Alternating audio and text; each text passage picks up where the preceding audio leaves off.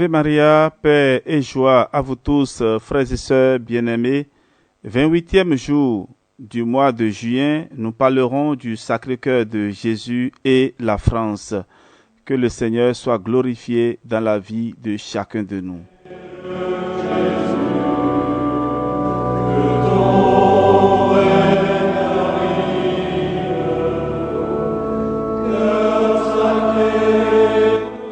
Dieu aime les francs, disait saint Grégoire de Tours. C'est pas les francs qu'il aime à se signaler.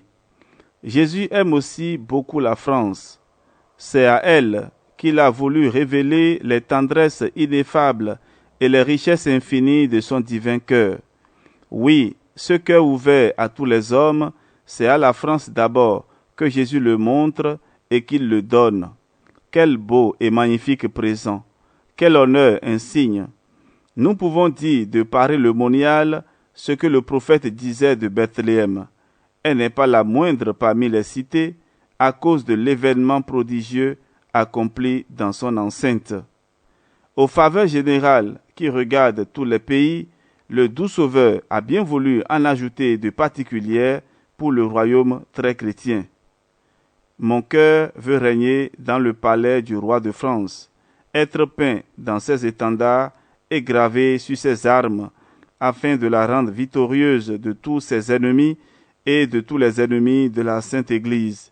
Je prépare à la France un déluge de grâce lorsqu'elle sera consacrée à mon divin cœur, et toute la terre se ressentira des bénédictions que je répandrai sur elle. Jésus lui-même appelle le roi de France le fils aîné de son Sacré-Cœur. Quel nom, quel titre! Il promet à notre chère patrie un déluge de grâce. Quel gage d'espérance!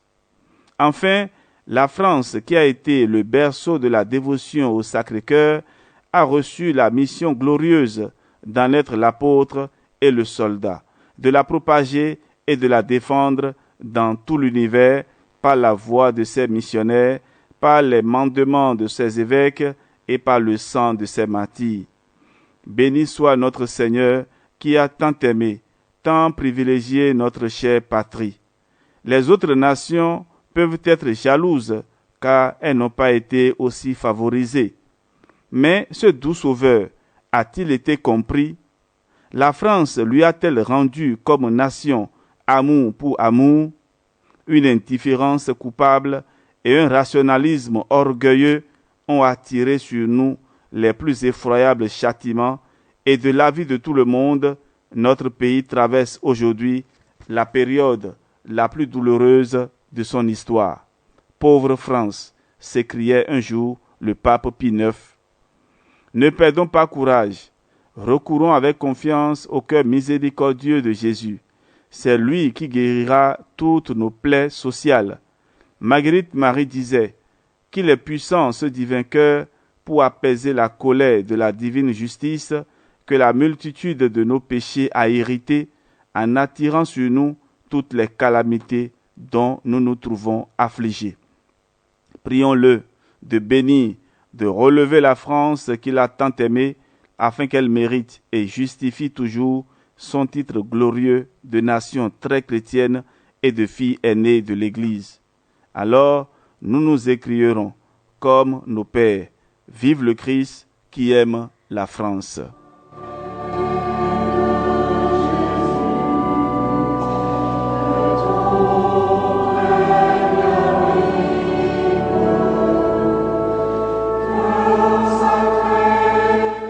À présent, suivons cet exemple. Paris était assiégé par les Prussiens. Rome venait de tomber entre les mains sacrilèges du Piémont. La commune préparait ses fureurs dans l'ombre. Qui pourra délivrer le Saint-Père et sauver la France? De nobles âmes s'écrièrent, ce sera le cœur de Jésus. Offrons-lui un vœu national. Aussitôt, le mouvement commence et l'élan se propage. Quel est ce vœu national?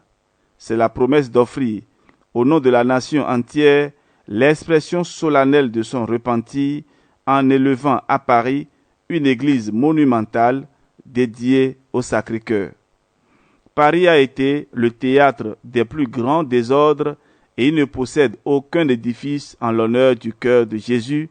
Nulle part l'expiation ne sera mieux placée ni plus éclatante. Dans Paris se trouve un quartier célèbre qui fut jadis arrosé du sang de Saint-Denis et de ses compagnons. Il fut appelé Montmartre ou le mont des martyrs. C'est là que sera construite l'église monumentale de la France.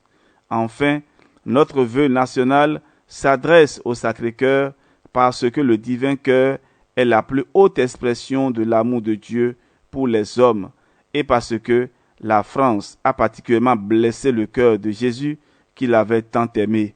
C'est donc à lui qu'elle doit adresser l'expression de son repentir et de son espérance. Rien, par conséquent, n'est plus chrétien ni plus patriotique qu'un tel vœu. Aussi a-t-il reçu les bénédictions du Saint-Père et les encouragements de l'épiscopat français. Les fonds s'accumulent, les adhésions se multiplient à l'infini et finalement, le jour est venu où, sur les hauteurs de Montmartre, s'élève la nouvelle basilique destinée à éterniser le témoignage de nos regrets pour le passé et de notre confiance pour l'avenir. Sur son frontispice, nous avons gravé en lettres d'or cette dédicace toute française. Christo eiusque Santissimo Cordi, Gallia penitens et devota. Au Christ et à son cœur sacré, la France dévouée et repentante.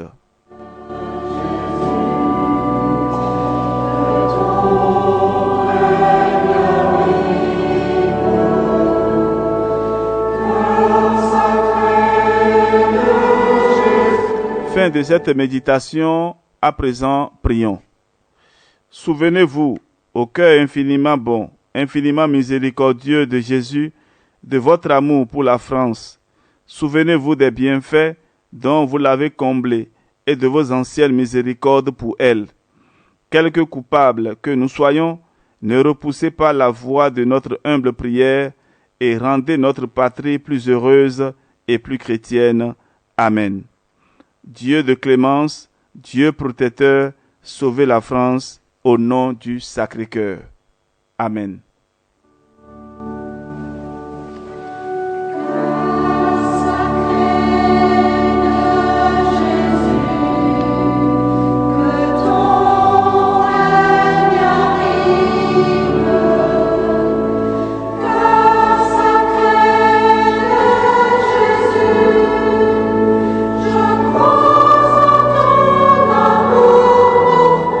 Frères et sœurs bien-aimés, ainsi s'achève notre méditation de ce jour.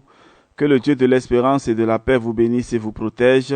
Au nom du Père et du Fils et du Saint-Esprit. Amen. Soyez bénis. On se retrouve demain pour la suite.